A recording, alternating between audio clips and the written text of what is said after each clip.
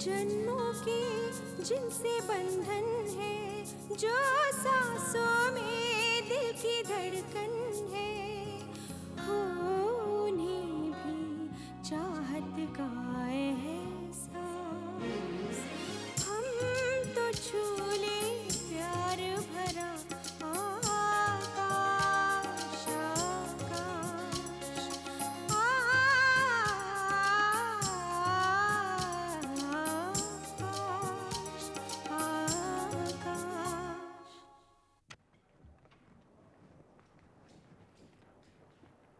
Sir, आपने professor Dixit को देखा था?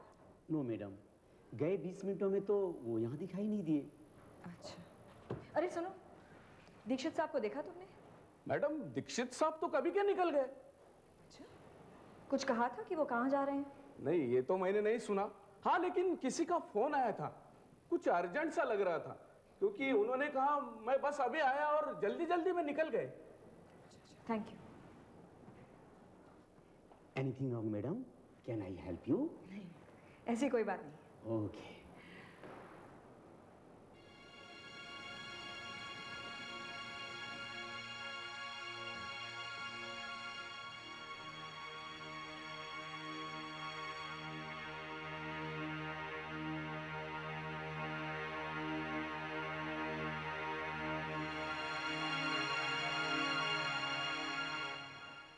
हेलो जय। जय, ओ सुधा, तुम्हें भी क्या हो जाता है कभी कभी? कहाँ भटकते रहते हो? कब से फोन मिला रही हूँ, एक तो बचता नहीं है, जब बचता है तो तुम उठाते नहीं हो। Sudha, I am sorry Jay, sorry. क्या बात है, परेशान से लग रही हो? Are you alright? हाँ? मेरी समझ में कुछ नहीं आ रहा है जय। कॉलेज से पता नहीं शरद कहाँ चला गया है। घर पे बुआ, आकांक्षा, अनुष्का कोई पहुंचा नहीं अब तक, और स्कूल पे कोई फोन उठा नहीं रहा है। ठीक है, तुम चिंता मत करो, मैं अभी आता हूँ। Don't worry. हाँ, ओके, बी कूल।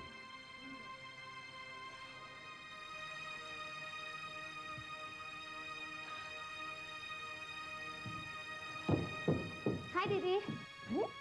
ये तुम्हारे साथ थी? आकांक्षा कहाँ है? मुझे क्या पता, इसे किसी ने स्कूल में मैसेज दिया कि मेरे घर आ जाए, तो ये वहाँ आ गई बेचारी। तो तू फोन नहीं कर सकती थी? मैंने फोन किया था, लेकिन कंटिन्यूअसली एंगेज आ रहा था। मेरी तो समझ में नहीं आ रहा है कि इस घर में क्या हो रहा है। मम्मी, इसमें मेरी तो कोई गलती नहीं है ना? नहीं बेटा, तुम मम्मी को परेशान मत करो, अंदर जाओ। क्या मम्मी मुझसे नाराज है? नहीं बेटा, चलो मैं भी तुम्हारे साथ अंदर चलती हूँ। चलो।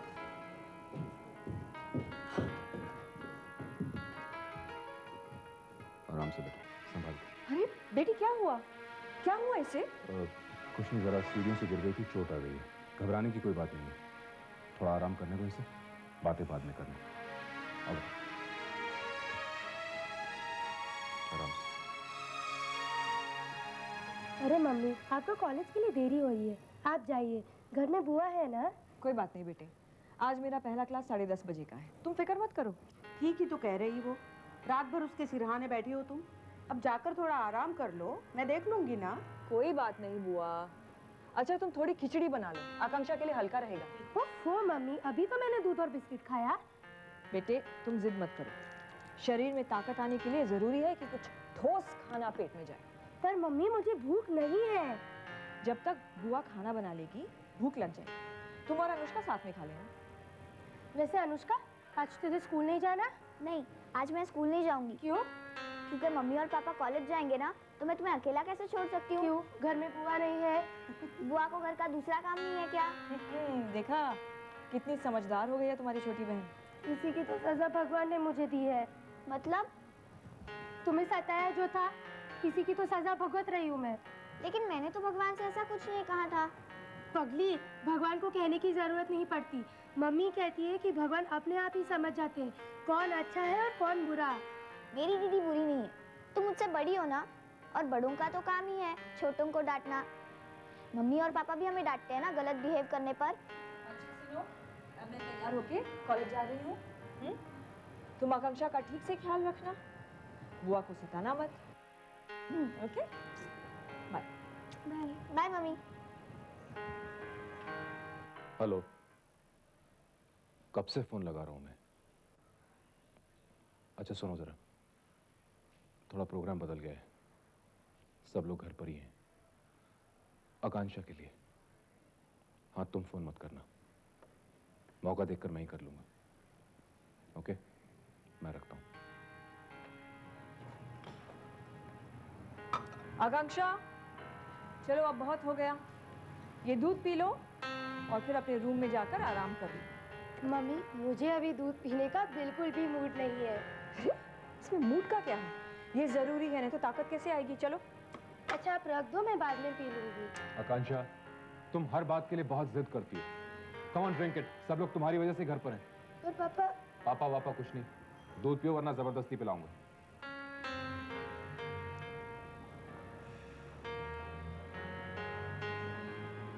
अब आपने जो कहा वो मैंने कर दिया। अब प्लीज ये मत कहना कि सोने जाओ, क्योंकि मुझे नींद नहीं आ रही है।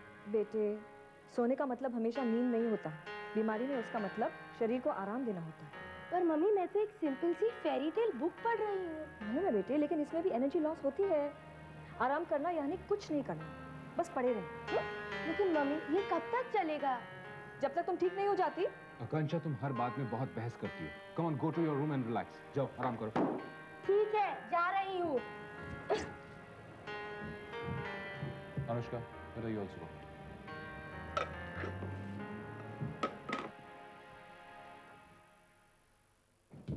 हाय मासी। हाय स्वीटी। मम्मी देखो, मासी आई है। हाय। हाय। आकांक्षा कैसी है अब? कहाँ है वो? अपने रूम में, लेकिन मिलना नहीं उसे, वरना बिन बादल के बरसात हो जाएगी। क्यों, क्या हुआ? She is very irritated. लेकिन अच्छा हुआ तुम आ गई। क्यों? एक कप कॉफी पीने का बहुत मन कर रहा था। लो, इस तरह बोल रहे हैं जैसे मैं इसे कॉफी कभी पिलाती नहीं। अरे भाई, साली के हाथ की बनी हुई कॉफी का मजा कुछ और ही होता है, तुम नहीं समझोगी। अच्छा। जीजू, कम से कम दीदी के सामने तो मेरी तारीफ मत कीजिए। चलो, मैं कॉफी बनाती हूँ। दीदी, तुम क्या पियोगी? कॉफी या चाय? अब जब तुम्हारी इतनी तारीफ हो ही रही है तो मैं कॉफी पीऊंगी, और क्या। ओके, तो मैं कॉफी बनाती हूँ, आप लोग बैठो।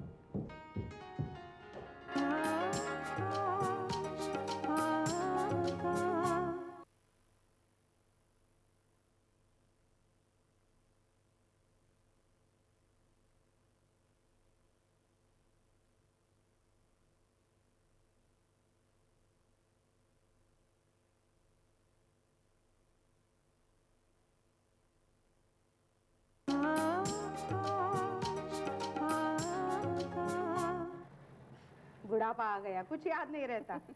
हमारी आकांक्षा है ना, वो स्कूल में से सर फोड़कर आ गई। राम, कैसे?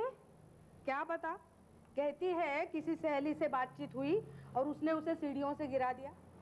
हे राम, आजकल के बच्चों को क्या हुआ है पता नहीं।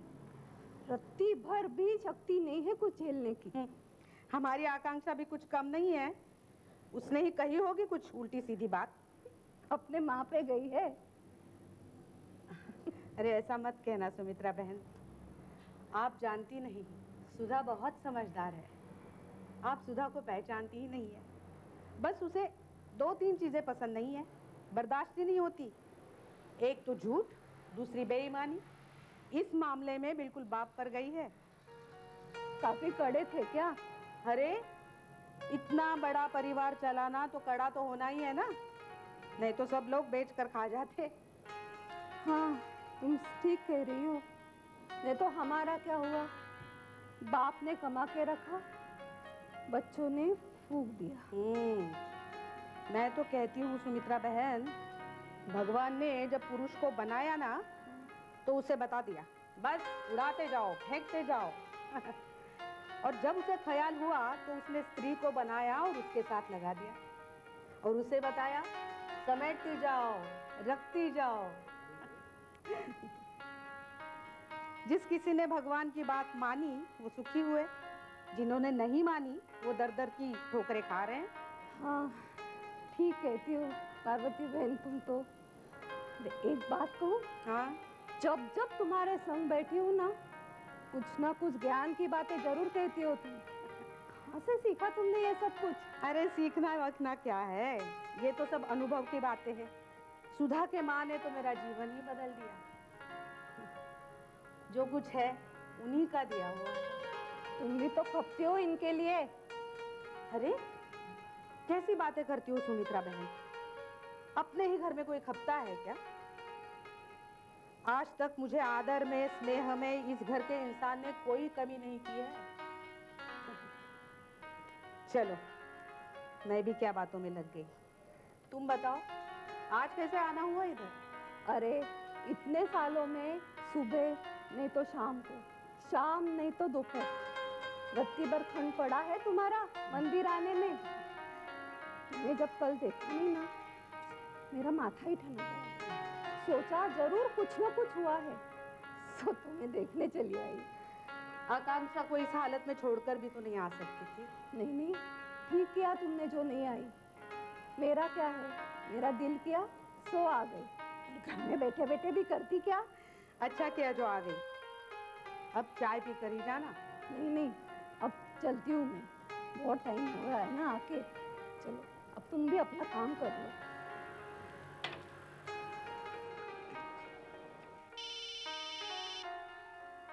बुआ जरा फोन देखना।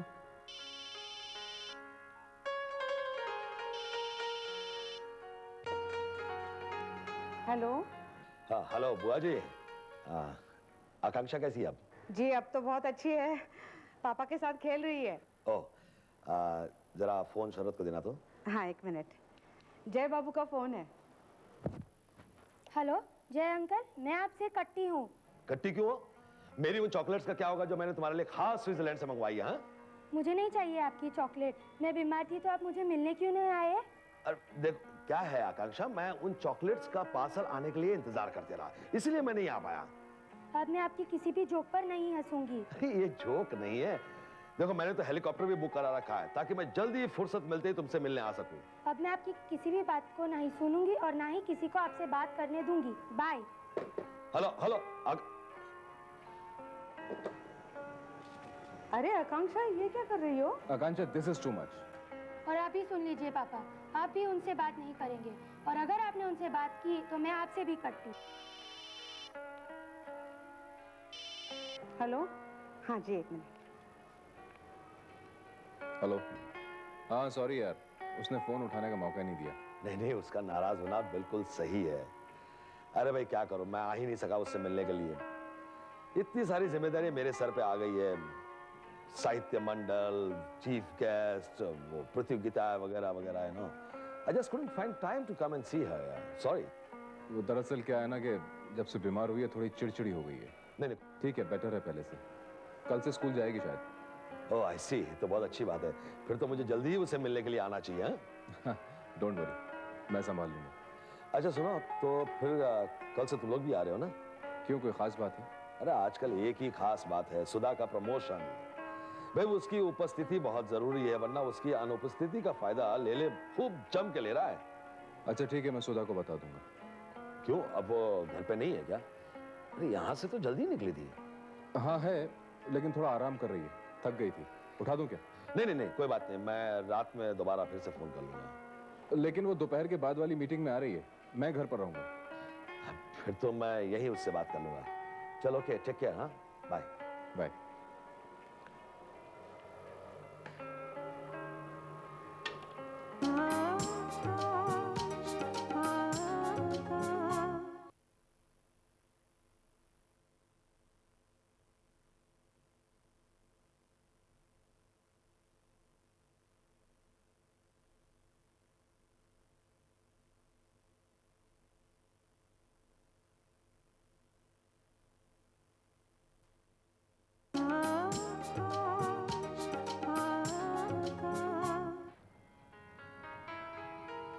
सुधा,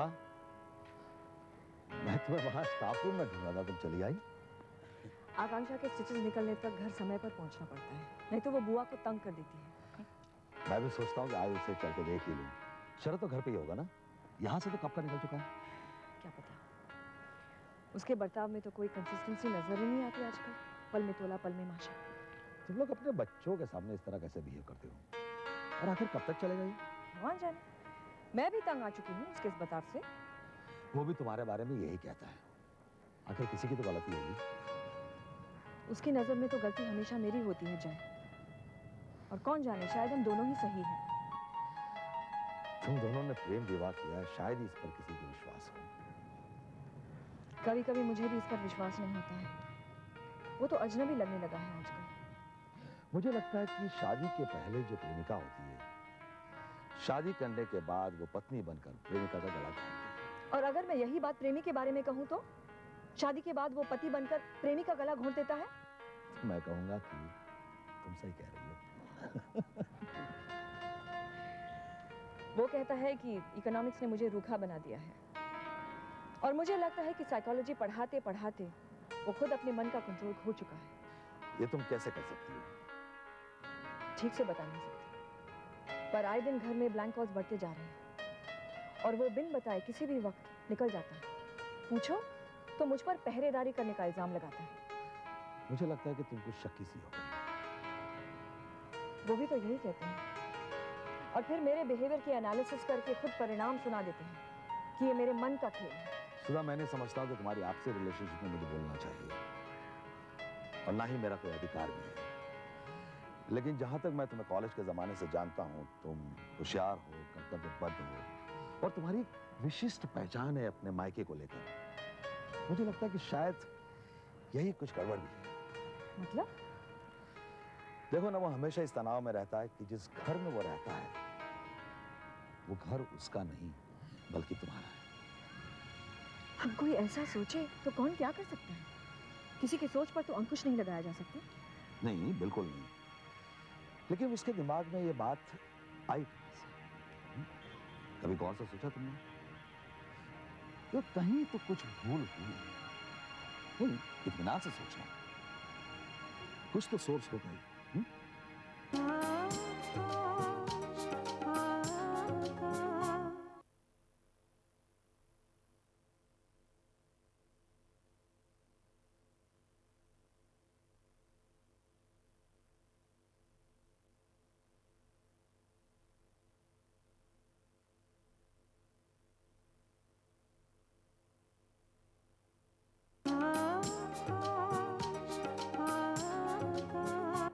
सुनील, आप बहुत दिनों के बाद आई है।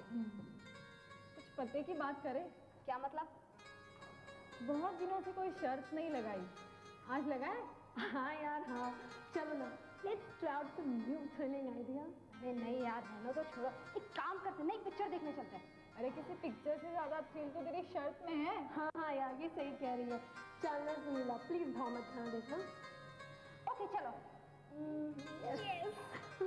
चलो कॉरिडोर चलते हैं। घड़ी में 1 बजने वाला है। देखो अपनी घड़ी मिला लो। ओके, घड़ी में 1 बजते ही जो भी आदमी हमारे सामने से पहले गुजरेगा, मैं उसे अपना दीवाना बनाऊंगी। ओके?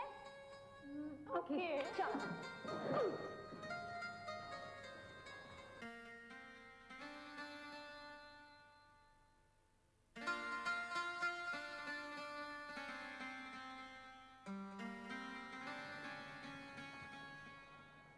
सॉरी सुनीला, हम लोग अपनी शर्ट वापस ले रहे।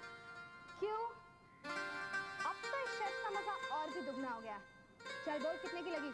नहीं यार, हम लोग तुझे आज से खेलने नहीं देंगे। हे पागल मत बनो। हाँ, तुम लोग अच्छी तरह से जानते हो कि मैं शर्त लगाकर कभी पीछे नहीं हटती, और ना ही जिंदगी में मैंने कभी हारना सिखाया। तुमसे शर्त की कीमत बोलो। पागल है क्या? तेरी उम्र तो उनके बच्चों की उम्र के बराबर होगी, समझी? ओ इंफॉर्मेशन ब्यूरो, तुझसे सलाह मांगी थी क्या? तू सिर्फ शर्त का मजा उठाने की कोशिश कर। मुझे लगता है ये तमाशा बहुत हो चुका। चलो यहाँ से, चलो। हे, नो गोइंग बैक बेबी। ठीक है, अगर तुम्हें इतनी ही जिद पकड़ ली है तो लग गई 100 रुपए की। बस इतनी मेहनत का सिर्फ 100 रुपया? अरे तो फिर कितने की? तुम जितने सब हो ना, सब मुझे 100 रुपए दोगे। और अगर पासा पलट गया तो मैं तुम सबको एक साथ रकम दे दूंगी। Done? Done. That's the spirit. अब शुरू होता है ऑपरेशन दीक्षित सर। अरे जय सर, कल आपको कुछ गलतफहमी हो गई थी। किस बारे में? ये मिसेस दीक्षित के, जरा आइए प्लीज।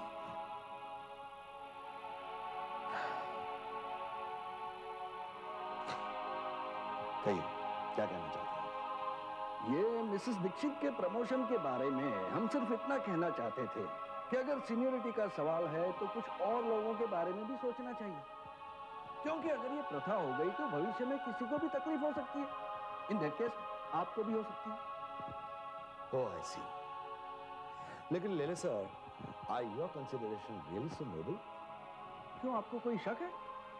नहीं, आप सीनियोरिटी किसे मानते हैं? व्यक्ति के उम्र में या उसके गुणों में? भाई मेरे ख्याल से तो उम्र और इयर्स ऑफ सर्विस को ही सीनियोरिटी का मापदंड होना चाहिए। और फिर गुणों की सीनियोरिटी कोई कैसे नाप सकता है? लेले सर, स्टूडेंट्स को हम लोग एग्जामिनेशन में उनके मार्क्स पर ही जज करते हैं। जब आप इस कॉलेज में नौकरी के लिए आए थे तो मेरे ख्याल से मैनेजमेंट ने आपके गुणों के आधार पर ही आपको चुना गया था। इस बात को शायद आप भूल गए। आई एम सॉरी, आपकी ये दलील मेरे पल्ले नहीं पड़ रही है। Thank you very much. Thank you.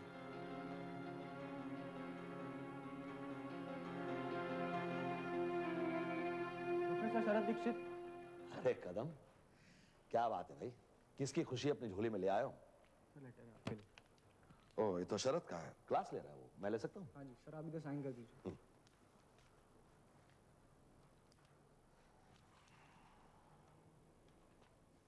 Thank you.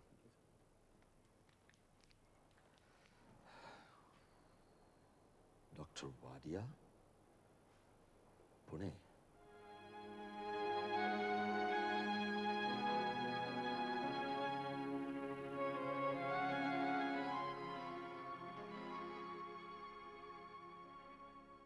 हर किसी का तो यही सपना है, यही अरमा है, ये